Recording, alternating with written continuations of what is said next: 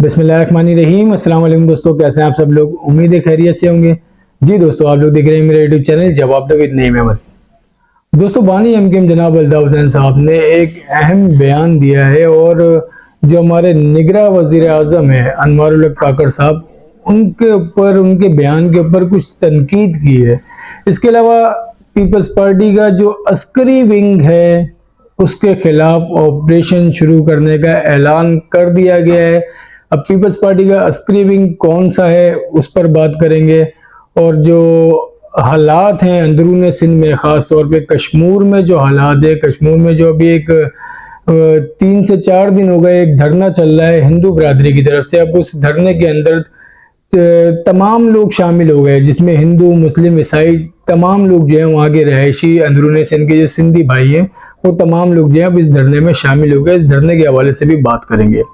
तो जी शुरू कर लेते हैं। पहले जो कश्मीर हाईवे पर जो धरना दिया जा रहा है, उस धरने की वजह यह है कि एक हिंदू कम्युनिटी का एक शख्स जो कच्चे के डाकू हैं, कच्चे के डाकुओं ने उसको अगवा कर लिया। उसको अगवा करने के बाद जिस तरीके से कच्चे के डाकू करते हैं ना, कि कोई भी बंदा अगवा किया, अगवा करने के बाद जो है उसके ऊपर तशद्दुद करते हुए वीडियो जारी करते हैं और फिर पैसों की डिमांड करते हैं। ये तो काफ़ी अरसे से होता आ रहा है अंदरून सिंध के अंदर। तो ये जो हिंदू कम्युनिटी का जो शख्स जिसको अगवा किया गया, इसके अगवा के ऊपर जो हिंदू बरादरी है वो सरापा एहतजाज और 3 दिन से धरना दिया हुआ है कश्मीर हाईवे पर।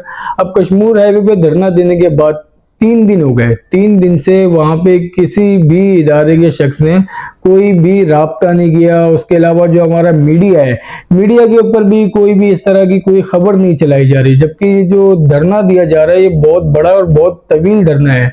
यूं कह ले ये पाकिस्तान की तारीख का सबसे बड़ा धरना है। अब आप ये सोच रहे हैं कि पाकिस्तान की तारीख का सबसे बड़ा धरना जो है वो तो इमरान खान ने दिया था, जो कि 126 दिन चला था। वो जो 126 दिन का धरना था, उस 126 दिन में जो मामलात थे वो सियासी मामलात थे।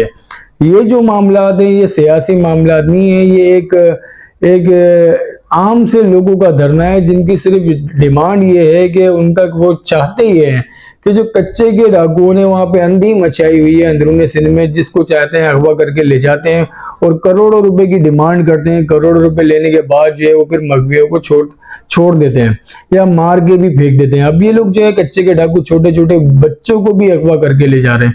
खैर, अब जब से ये धरना शुरू हुआ, इस धरने के बाद से ये धरने में शिद्दत आती गई, लोगों की तादाद जो है बहुत ज्यादा बढ़ती रही। और ये धरना बड़ा होने की वजह से जो हैवी ट्रांसपोर्ट चलती है हाईवे के ऊपर, जो पंजाब से जो आने वाली ट्रांसपोर्ट है, उसको मुश्किलात का सामना करना पड़ा। फिर 3 दिन बाद हमारे कुछ मीडिया चैनल्स को इस धरने के हवाले से याद आया, जब ट्रांसपोर्टेशन रुकने लगी थी उसके बाद मीडिया पे कुछ सेकंड की खबर, कुछ सेकंड के टिकट्स चलाए गए और बताया गया कि कश्मीर हाईवे पे सिंध में बदअमनी के खिलाफ, ये नहीं बताया गया कि जो डाकू राज है वहां पे डाकू राज के खिलाफ धरना दिया जा रहा है। कहा यह गया कि बदअमनी के खिलाफ जो है लोग सरापा एहतजाज है।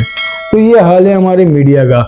उसके बाद फिर वहां के एक बहुत ही मारूफ और बहुत ही बड़े एक सहाफी होते थे, वो अमेरिका में, लेकिन ताल्लुक उनका सिंध से है, तो उन्होंने बड़ी तादाद में जो ये धरना चल रहा है इस धरने को प्रमोट किया। मैं बात कर रहा हूँ इम्तियाज चांडियो साहब की, बहुत मारूफ और मशहूर शख्सियत हैं, बहुत बड़े व्लॉगर्स हैं।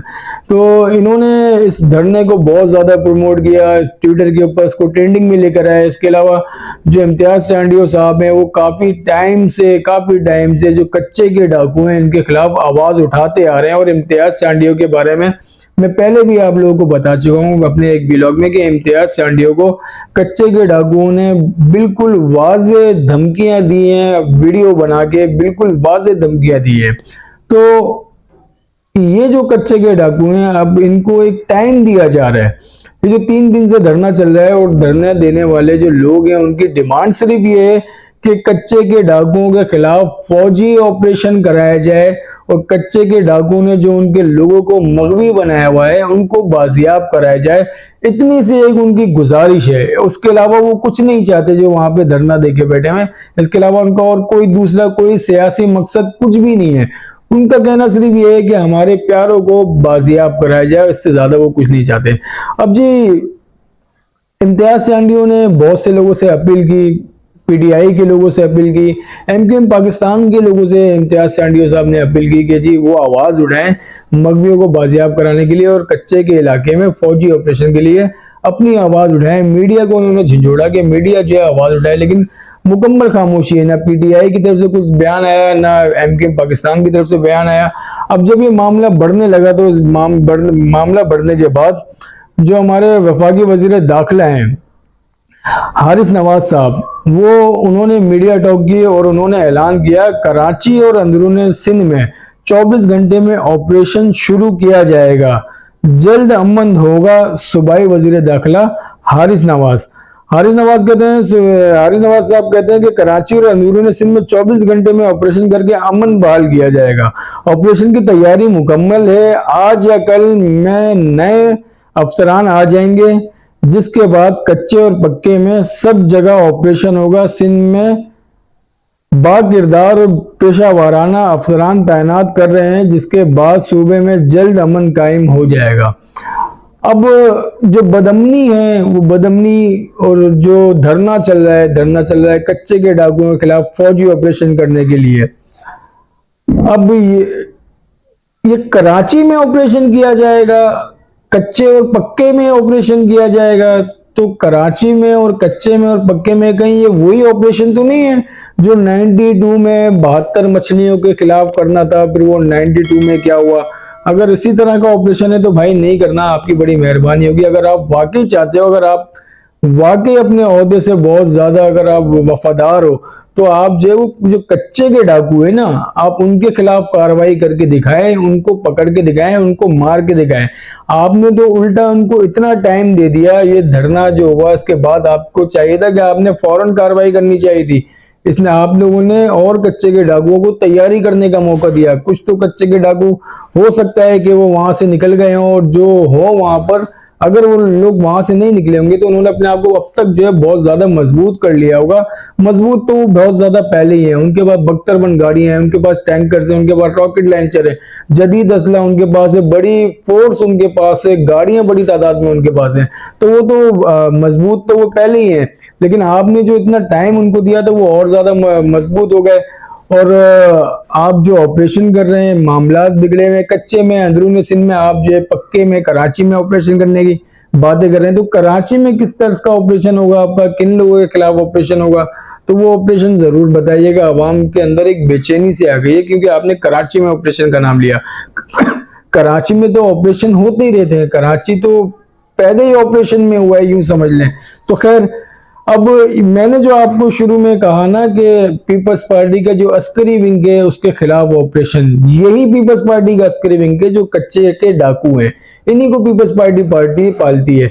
अब आप खुद ही सोचे ना, इनके पास इतना जदीद असला आता कहां से, इनके पास इतने लोग जाते कहां से हैं, इनके पास ये धड़ल्ले से रोडों पे अपनी बाइकों पे बड़ी बड़ी कलाशनकोफी टांग के घूम रहे होते हैं, इनको कोई रोकने वाला नहीं होता। आप नाजमाबाद से लालू खेत तक जो एक पिस्टल हाथ में लेके तो जाके दिखा दो बाइक पे, आपका क्या हाल होगा आप सोच भी नहीं सकते। कच्चे के डाकू जो हैं वो अब कच्चे से निकल के पक्के के इलाकों में असला लेके दंदनाते फिर रहे थे, कोई भी रोकने वाला, कोई भी इनको पकड़ने वाला कोई नहीं होता। तो यही जो है पीपल्स पार्टी का अस्करी विंग है। अब पीपल्स पार्टी का अस्करी विंग के खिलाफ जब ऑपरेशन होने की बात सामने आई तो उसके बाद जो है, जो आपने सुना होगा ना, पीपल्स पार्टी के एक सीनियर तरीन रहनुमा है खुर्शीद शाह, उन्होंने फौरन से एक बयान जारी कर दिया। खुर्शीद शाह साहब ने कहा अगर पीपल्स पार्टी पर हाथ डाला गया तो ये पाकिस्तान के लिए अच्छा नहीं होगा। अब भाई आप अगर करप्ट लोगों के ऊपर हाथ डालते हैं तो उसके लिए पाकिस्तान के लिए तो अच्छा करने के लिए हाथ डाल रहे हैं, पाकिस्तान के लिए अच्छा क्या क्यों नहीं होगा। उसके बाद वो कहते हैं कि इंटरनेशनली दबाव इतना ज्यादा आएगा कि ये इसको बर्दाश्त नहीं कर सकेंगे। अजीब मंतक है, ये समझ से बाहर है। खैर, कल मैंने भी चांडियो साहब को मैसेज किया था कि कराची के महाजिर बोलने वाले की तरफ से मैंने उनको यकीन दिलाने कराई थी कि कराची के तमाम जो उर्दू स्पीकिंग है वो तमाम आप सिंधी भाइयों के साथ, जो मजलूम सिंधी भाई हैं उनके साथ शाना बशाना हमेशा की तरह पहले भी खड़े होते रहे और अभी भी खड़े होंगे, इंशाल्लाह छोड़ेंगे नहीं, अकेले आपके साथ साथ होंगे। तो जी अब आ जाते हैं बानी एमकेएम जनाब अल्ताफ हुसैन। बानी एमकेएम ने एक ट्वीट किया, ये ट्वीट बड़ा गौर से सुनने वाला है। ट्वीट का ताल्लुक है जनावाला में जो वाकया पेश आया था जिसमें मसीह बिरादरी के ऊपर हमले हुए थे उसके हवाले से। अल्ताफ हुसैन साहब फरमाते हैं, सलाम व आदाब। आपको याद होगा सानिया जड़ेवाला पर आपने बयान दिया था कि हमें मालूम है कि किस सानिया के पीछे मुल्क दुश्मन अनासर मुलव्विस हैं, लेकिन पंजाब पुलिस की ताज़ा तरीन तहकीकाती रिपोर्ट के मुताबिक इस सानिया के पीछे 2 अशखास का जाती तनाज़ा था। आपसे दरख्वास्त है कि सानिया पर पहले से तहरीर शुदा जो बयान 75 सालों से हर हुक्मरान अपने दौरे हुकूमत में आवाम को गुमराह करने के लिए दिए जा रहा है, वही पुराना लिखाया बयान आपने भी सानिया जड़ेवाला पे बड़े जोश अंदाज में पढ़ तो डाला था, मगर अब आवाम के सामने जरा ये एतराफ़ भी कर लें कि मैंने जो जड़ेवाला सानिया पर जो बयान दिया था वो बयान मैंने पढ़ा तो जरूर था, मगर लिखने वाला लिखा हरगिज ना था। तो कहने का मकसद है बानी एमकेएम का, जब जड़ावाला का वाकया पेश आया उसके तहकीकात होने से पहले हमारे जो निगरान वजीर आजम साहब हैं अनवारुल हक काकड़, उन्होंने बयान दे दिया कि इस वाकये में बैरूनी साजिशें हो रही हैं, कुछ बैरूनी हाथ इसके अंदर मुलव्विस हैं और ऐसा हो रहा है और वैसा हो रहा है। मतलब वो फिर वो कहानी ना अलग तरीके अलग जगह पे घुमाई जा रही थी। तो उसकी जो है उन्होंने कहा कि आपने तहकीकात होने से पहले बयान दे दिया, और जो पुलिस तहकीकात कर रही है उससे साबित ही हो रहा है कि ये जो मामला था जड़ावाला में जो हुआ था, ये 2 अफराद का आपस का झगड़ा था, जिसको वो कुरान की बेहुरमती से जोड़ने के बाद जो वो दंगे और फसाद कराए गए। तो उसके ऊपर है ना आप आवाम को बताएं कि ये जो बयान उन्होंने दिया है इसको लिखा किसी ने और था, खाली मैंने तो पढ़ के सुनाया था। ये बानी एमकेएम का कहना है। बानी एमकेएम कोई भी मौका जाने तो देते नहीं, आप लोग अच्छी तरह पता ही होगा। तो खैर आज का जो मेरा व्लॉग है उसका जो मेन जो एजेंडा था वो यही था कि जो कच्चे के डाकू हैं उनके खिलाफ फौजी ऑपरेशन हर हाल में होना चाहिए। ये हमारी वो फौज है जो वाना वजीरिस्तान के इलाकों को तालिबान से क्लियर कर सकती है। तो ये कच्चे के मुट्ठी पर डाकू है क्या इनकी औकात है, क्या इनकी हैसियत है, लेकिन अगर ऑपरेशन करने की इजाजत मिल जाए तो ये कच्चे के डाकू ऐसे जाएंगे। आप लोगों को मेरा वीडियो कैसा लगा अपने फीडबैक लाजमी देगा, और हो सके तो मेरे यूट्यूब चैनल को लाजमी सब्सक्राइब करें। मुझे इजाजत दें। अल्लाह हाफिज।